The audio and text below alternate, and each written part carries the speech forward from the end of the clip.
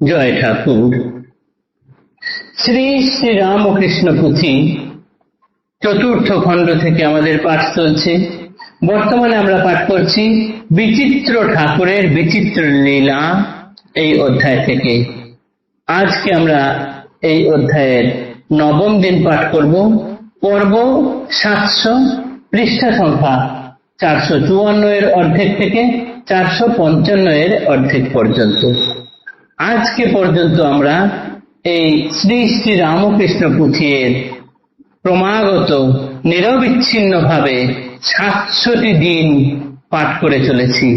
এর আগেও একবার পুঁথি পাঠ শেষ করেছি, তারপর আবার নতুন করে পাঠ করতে করতে 700 দিন পাঠ চলছে। আজকে সেই 700তম দিনে আজ আমরা পাঠ করব। পাঠের শুরুতেই আমরা দেখব নরেন ঠাকুরের সঙ্গে প্রথম থেকেই কিভাবে ঠাকুরকে যাচাই করে বাজিয়ে নিতেন প্রতিটি ক্ষেত্রে, সেই অংশই আজকে পাঠের মধ্যে থাকছে। পাঠ করছি বিচিত্র ঠাকুরের বিচিত্র লীলা এই অংশ থেকে। এইবার শ্রীপ্রভুর নরেন্দ্রের কথা, অবতার মায়াবাদে খালি না রে মাথা। মায়া প্রতিবাদে ছিল প্রভুকে উত্তর, ঘটি বাটি আদি করে করি তোমার ঈশ্বর। ভৌতিক প্রপঞ্চ খেলা সত্য কোনখানে, জড়েতে চৈতন্য জ্ঞান করিব কেমনে। ঈশ্বরীয় রূপ যাহা কর দর্শন, মনের তোমার তাহা সে কেবল ভ্রম। আশ্চর্য হইয়া প্রভু কন্তদুত্তরে, তাহারা যে কথা কয় পাই শুনিবারে।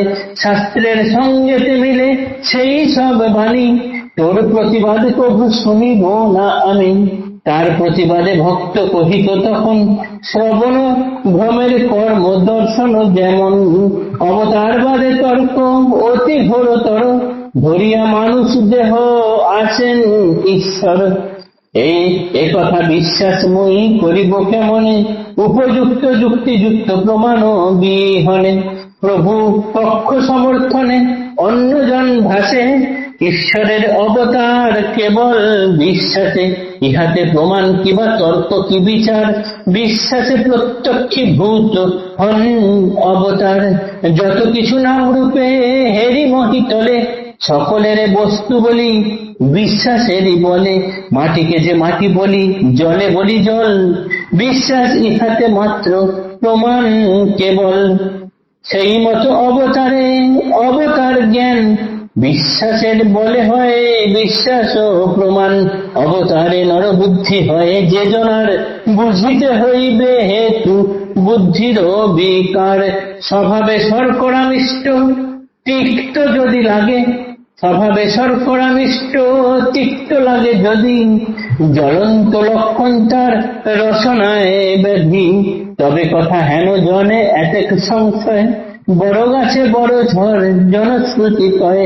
তীক্ষ্ণ সূক্ষ্ম বুদ্ধিযুক্ত এই ভক্তবর, বুঝিতে নিগুড় তত্ত্ব অতীব তৎপর।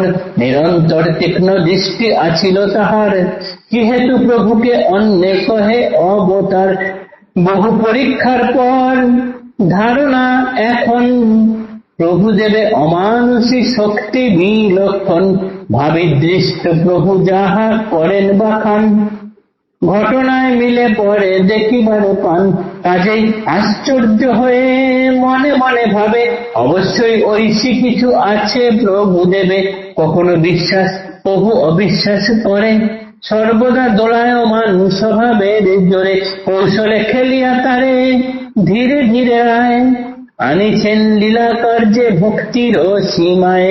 জ্ঞান বিচার তর্ক বহু এবে গেছে, ঠাকুরের সঙ্গে ভাবে সংকীর্তনে নাচে। দুনয়নে অশ্রু প্রভু বহে অনর্গল, বিচিত্র শ্রী ঠাকুরের বিচিত্র কৌশল।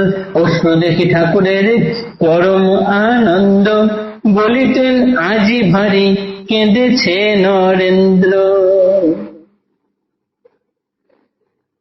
ঠাকুরের লীলা খেলায় এইবার এসে পড়ল নরেন্দ্রের কথা। এই অবতারবাদের মাঝখানে নরেন এসে তিনি শুধুই মাথা নাড়েন।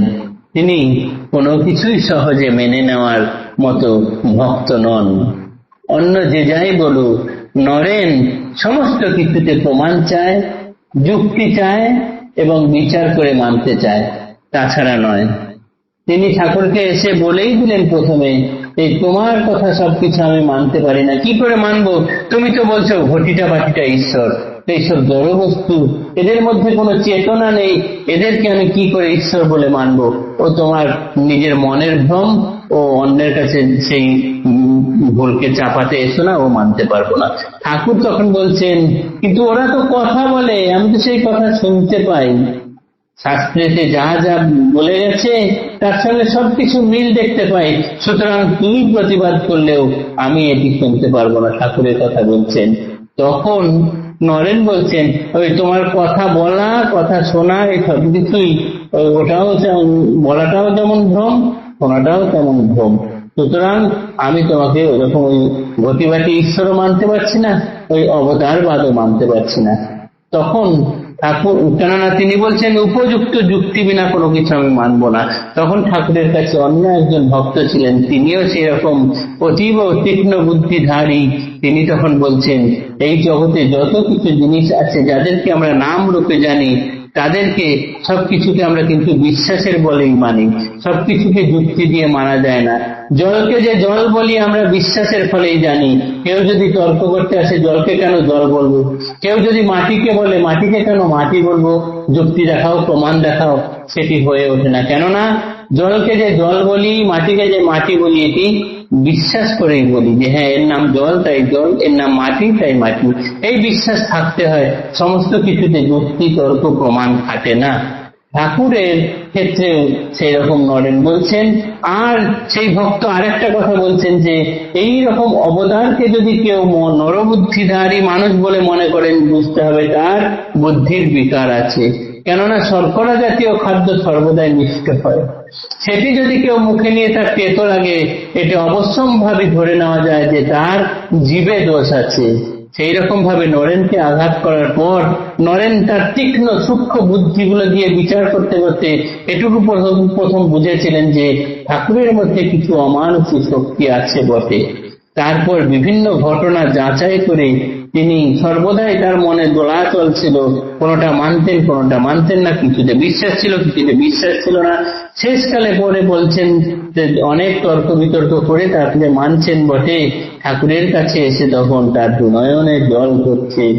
তখন ঠাকুর বলছেন, কি আনন্দ কি আনন্দ, আজ নরেন কেঁদেছে।